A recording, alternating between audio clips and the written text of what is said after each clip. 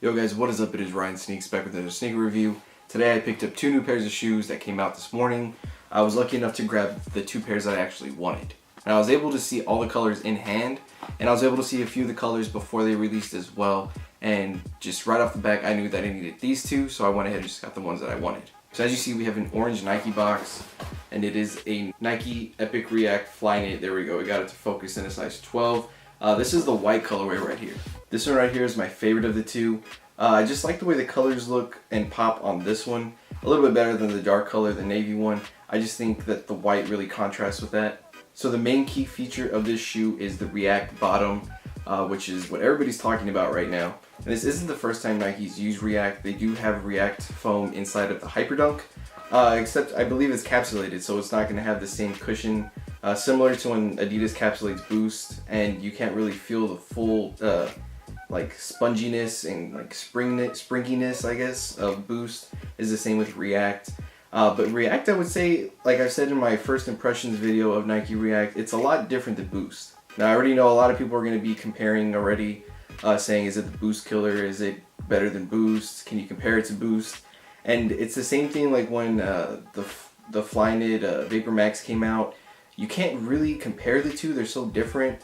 The best analogy I've heard is that this is like a firm mattress and Boost is like a soft mattress.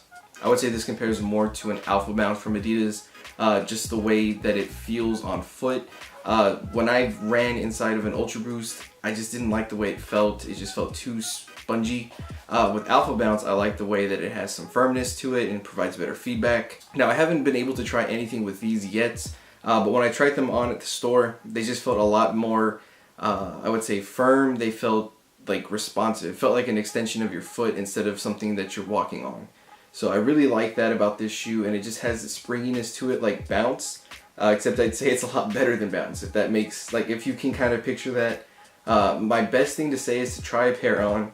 The same thing I say about the Vapor Max, like, try a pair on, you'll see if you like it, like, as soon as you put it on. Now, Finish Line was the biggest stores that got them here. I think pretty much every Finish Line got them.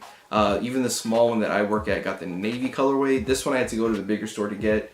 But these things went quick, especially the white and the navy ones with the colored heel cup. Those went quick. The triple blacks went quick. It's you know, hype pretty much. There's a lot of hype built around this shoe right now. Nike's doing a great job marketing it, and I think it's worth it. 150 bucks when you're paying 180 for an Ultra Boost, 190 for a Vapor Max. When you can get a pair like this, 150 is awesome. Now, the one thing that concerned me is what I saw other YouTubers say about it is how the foam is exposed here and it wears down pretty easily. There's only rubber in the blue spots right here, so you're gonna get it where you're striking with your toe area, or if you're a heel striker, nothing really here, so it's gonna wear down pretty quickly, I would imagine. And with durability with Nike and my 4% that I have, the OG pair that I ran in fell apart pretty quickly, so I'm kind of babying that pair now.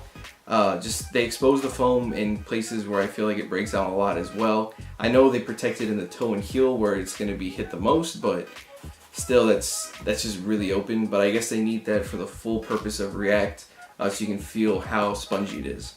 When it comes to the upper, it's 100% Flyknit. There's some little patches, I guess, I want to say it's like reinforced plastic. It's not really hyperfused and it's not really leather or suede. That's just the swoosh right here in your lacing system. In the back on the heel cup, it's a hard plastic that kind of just is like a contour right there between your heel and the bottom of the React foam, and that's really just for stability. And then the heel cup right there for some more, and then a pull tab. Overall, I thought these were pretty dope. I feel like I'd wear these in the summer, wear them with jeans for work, really just wear them whenever I wanted to and get away with it. Like, it's not a sneaker that looks too casual and not anything that looks like it's just a performance shoe. So I really appreciate the design on this. Sizing wise, I would say to go a half size up. There was an 11.5 and a 12 that was available for me.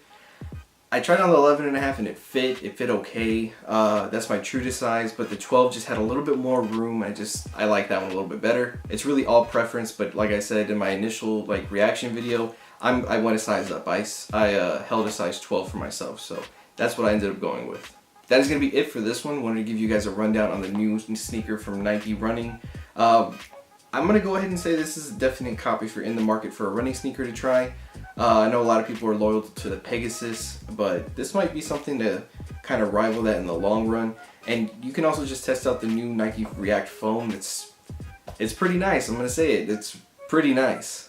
So let me know down in the comments if you're able to pick up a pair, where you picked them up. I know Finish Line was probably the biggest retailer that carried these, besides Nike, of course. And if you did, what colorway did you get? I'm going to be doing a video on the navy pair, so I'm going to link that video down below if you want to check that one out. Hey, but that is it. Thank you guys for watching. Don't forget to hit that like, comment, and subscribe button. And I'll catch you guys next time.